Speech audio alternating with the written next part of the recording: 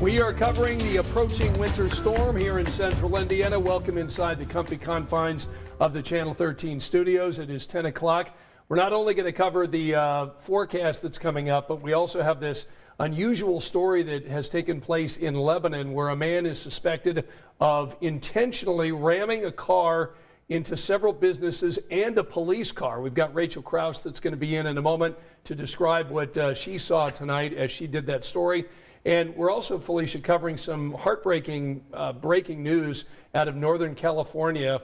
Another deadly shooting that has taken place, this time near Half Moon Bay, which is south of San Francisco. 7 people shot and killed at 2 different locations tonight. That's going to be all part of a breaking news story that we've got. And we, of course, have got the latest on the other shooting, which took place over the weekend during the Lunar New Year celebrations in Southern California. So we'll be covering that over on Channel 13 at 11 o'clock, but certainly heartbreaking, Felicia, anytime we have any of these shootings to talk about, isn't it? Yeah, and a community responding. I mean, the Asian American community responding to what the lunar festivities that happened over the weekend, and as we're still learning about this new shooting that's coming in to the newsroom right now. So again, as Scott just said, we'll have an update on that. But we got to talk snow. We do need to talk snow because that's everything that anybody wants to talk about tonight. And Angela's here. So what's the timing? 24 hours from now at this point? Yes. Maybe? So 24 hours from now, the leading edge will be close. Yeah. So by tomorrow early evening, you want to make sure you join us at 5 and 6. Leading edge should be near St. Louis. And the closer it gets, the more confident we're going to be on exact totals and timing. Okay. But we're getting new information in now. Sean and I have been texting the last half hour because we've got new data that has just come in within the last half hour, and it pretty much supports a large area of 5 to 7 inches of snow. A lot of that falling early on Wednesday morning, and there could be a few places on the higher end, if not above 7. So heavy snow is the main impact with this storm system. We're not expecting ice. We're not expecting blowing and drifting, and it's really not going to be all that cold, which will help with getting rid of the snow later in the day. Woo! Woo is right. That is one thing working in our favor. But Wednesday morning looks rough at this point. We are under a winter storm watch. I expect this to be upgraded to a winter storm warning for most of us. Southern counties may end up with a winter weather advisory just because the totals will be a little lower there. But as I expand the view and we get a good look at this storm system, look how far-reaching it is. We go from central Indiana into New Mexico. Everything highlighted in pink, winter storm warnings, the purple, winter weather advisories. I expect a combination of both in the next probably 6 hours or so. National Weather Service gives an update late evening, but most likely it'll come with their 4 a.m.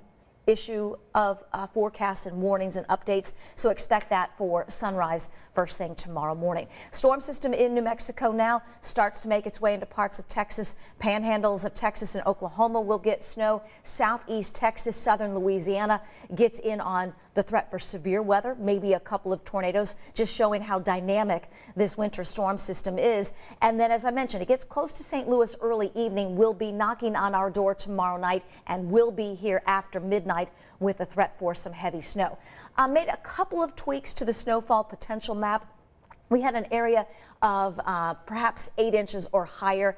It's going to be very difficult to kind of pinpoint exactly where that 8-inch or higher total will come in. So we're just going to go large area 5 to 7. But in this area of 5 to 7, you could be at the 5, you could be at the 7, you could also be a little higher than that 7 in a few places. But as I mentioned, what's working in our favor, temperatures that will be at or just a bit above freezing. So we get that 5 to 7 inches of snow where it stays all snow. Basically that 10-to-1 ratio. We've got about 7/10 of an inch of liquid to work with. Where it mixes more with rain or sleet, you are not going to get the 5 to 7 inches of snow, and we expect that to happen the farther south you go. This is what typically 5 to 7 inches of snow looks like. But with temperatures with this weather system at or slightly above freezing, we're going to get some melting. It's going to be a heavy snow. So simply the melting and the weight of the snow is going to lead to compaction. Woo! So that is your favorite word of the day, Felicia. So that means... Silver lining, positives? Yeah, so that means we're not going to be digging out late in the day of still 5 to 7 inches of snow. A lot of that is going to compact, but it is going to be kind of a heavy, wet snow. So be sure to keep that in mind. I'll go back to the last map, but that's what we're expecting. Yeah. Okay, that is interesting. I think a lot of people, they see these big numbers and they think, oh, if I didn't get that big number, you blew the forecast. Oh, right? sure. I mean, well, and that's what Sean and I were going back and forth, and we had that little area of purple northeast of Indianapolis Yeah. on the map of 8+. And I'm like, I just don't feel comfortable with 8+ in a large area. Do I think a few places in central Indiana get 8 or 9? Yes. Right. But I don't think that's the widespread total. That widespread total's, I think, for most of us, going to be closer to 6 to 7. But then with compaction at the end of the day, you're going to be like, well, that sure doesn't look like 5 to 7 inches of Exactly. snow. All right. But please, Wednesday morning looks to be a nightmare, Right. because we could get snow rates inch or more an hour in the few hours leading up to sunrise and that morning drive on Wednesday. So that's when I think things are just going to be a mess. So plan now mentally for school closings, delays, business closings, delays, childcare childcare Yep. issues, Yep. Everything that comes with delays and cancellations due Yep. to weather, because there are going to be numerous ones Yeah. Wednesday morning. Get your boots. It's okay, Scott, because this is our last storm of the year. Oh, really? She's got the long-term forecast over Fingers here. that Felicia's crossed. gonna talk about. All right, we'll get back and talk a little bit more snow in a minute. We've got a friend of the show, Rachel Krause, joining us in studio tonight. Rachel has a very interesting story about something that happened in Lebanon. Tell us about it. Yeah, it all started on Saturday morning up in Lebanon. A number of businesses and even a police car had their businesses or their car, in the officer's case, rammed into by a man in a van. And they say that this was intentional. When they finally arrested the man, and they have officially taken him into custody and now in for a mental health evaluation first, they say that he had specifically targeted these businesses because they had done something that he felt that he needed to do this damage to them. So that is also why they are taking him in part for that mental health evaluation. They also did a blood draw and an OWI draw. They're looking into that just to make sure that they are looking into every possible option. So we had 2 bars that were impacted. We got Carmack's Pub and Highway Hut in Lebanon, and then we had 2 auto body shops that also had some damage, according to police. And I got the chance to swing by Carmack's Pub earlier, and the owner just bought that building in September. She didn't know that suspect at all. Yeah. And her entire front window, door gone, Right. covered up in boards, just wide open to the world, and just doing her absolute best to get things back up and running. And she said the community really came out and supported her on Saturday night, and they had their best night ever because so many people wanted to be there for them. My goodness. Well, that's good. I mean, because that will feel devastating. My family is a small business owner, and so, something like that, now you got to come up with the cash to fix it. You got to figure it out. Hopefully insurance covers. You don't really know until you see the money in your bank account. Yep. So that can be a lot. Yeah, so that'll be a story that Rachel will be covering tonight on 13 News at 11. So be sure to stick around and join us for that. I did want to talk about tipping, because this was a story that Felicia and I were talking about in the newsroom tonight. Has tipping gone out of control? And we want Rachel and Angela to weigh in on this. So this was a story that we found on yahoo.com, and the theme of the story was tipping has changed, right? Now Yes. it seems like everywhere you go, you're either seeing a tip jar or there's an electronic pad to add a tip. And it's one thing if you go inside of a restaurant, it's another thing if you take out, or another thing if you're just going in to buy a water or a muffin and you're asked to tip. So what's your thought on that? Is tipping, has it gotten out of control? What's your thought Yeah. on that? Okay. Who has worked in a restaurant here? I have, but only as a hostess. I was never a server. Did an ice cream So, shop, but I mostly don't know retail. if we can count You these can't really guys. count. No, I don't. Look, I don't know if we can count No, you these can't guys. count that because Okay, I worked for tips. Here's the thing. You should be tipping. And at least 20% these days. 15% is not cutting it. Even if it's bad service, I personally still tip. I might do it begrudgingly. That doesn't mean you're going to get any extra, because Right. I'm going to give you that. Okay. So I can see what they're saying. Imagine, when you go to coffee shops Yeah. or when you take out. Okay, here's my thing on takeout. Let me cover this. So when a server is giving you your takeout order, they're still being taxed. That server, money is still coming out of their check on your takeout order. So typically, I'll personally leave like $1 just to cover that, just so they don't lose any money. I don't expect someone to tip me on a takeout order. You weren't there, I get it. But there have been some very generous folks during pandemic, which I think is great. A lot of people have been just trying to give any little extra that they can, an extra $5, extra $10. It helps. It's appreciated. Rachel, how about you?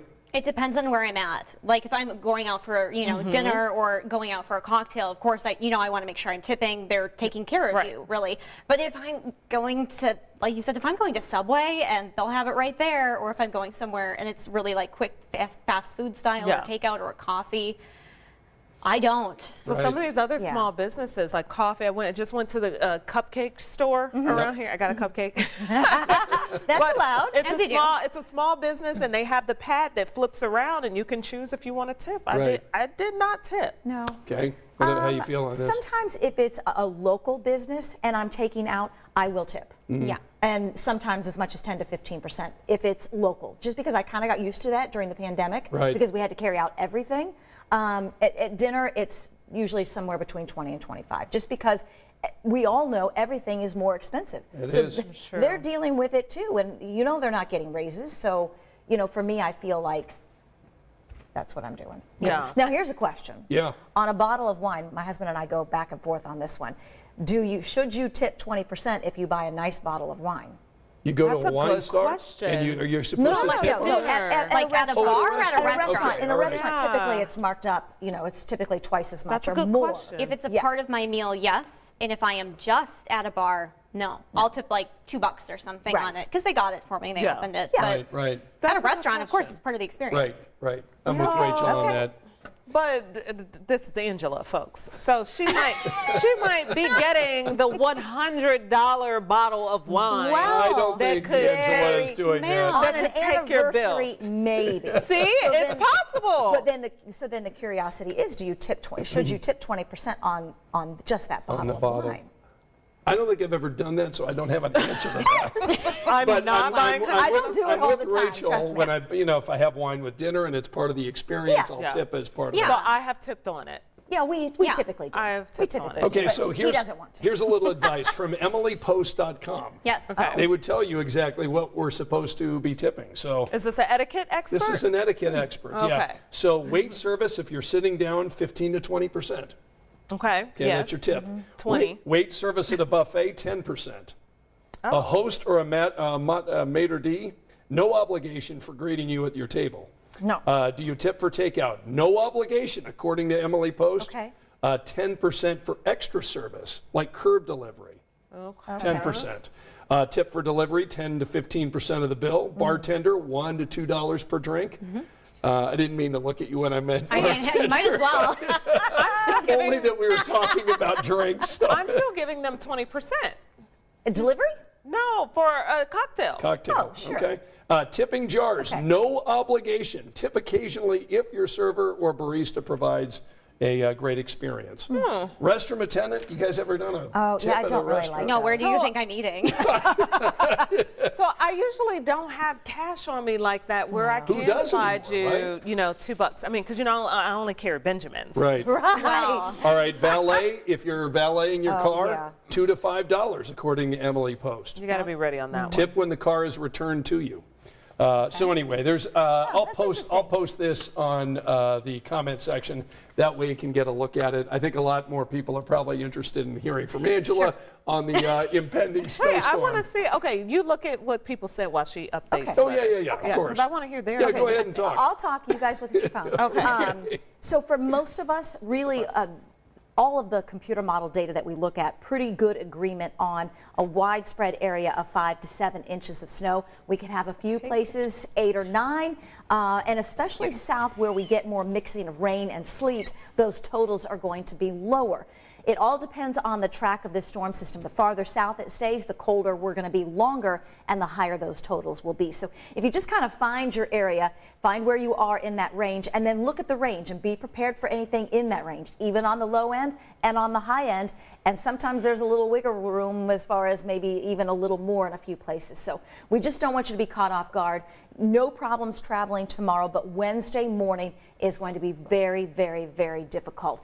The snow is going to be very heavy, that it's going to be coming down too fast and too hard for them to be able to move it. Okay. in time for the morning drive. I think the afternoon and evening drive will be much better, and it will be more wet than anything just because temperatures are going to be at or above freezing. So it's not like we're going to be dealing with a skating rink. It's just Wednesday morning is going to be bad. Got it. Bad. Judy is joining us. Anastasia is with us. Glenn with us tonight. We've got Deborah from Indianapolis. We've got, let's see, Christopher is with us. Monica, Tammy Sue is with us tonight. Just reading off some of the others. Elizabeth is with us. Thank you, Elizabeth. Victoria was in Maui. Yeah, Victoria. Okay, Victoria. Okay. She's hearing your forecast and saying, no, I'm flying back from Maui tomorrow night. Stay an extra You should be day. fine. So mahalo for the question. Yeah. And Maybe you should be can't fine. make it back to work. Yeah, one more day. All right, thank you so much for joining us. Be sure to join us at 11 o'clock. Angela will have more on the winter storm. Rachel's got her story from Lebanon tonight. And Felicia and I will have the rest of the day's news, won't we? We gotcha. Okay, see See you ya. then. Good night.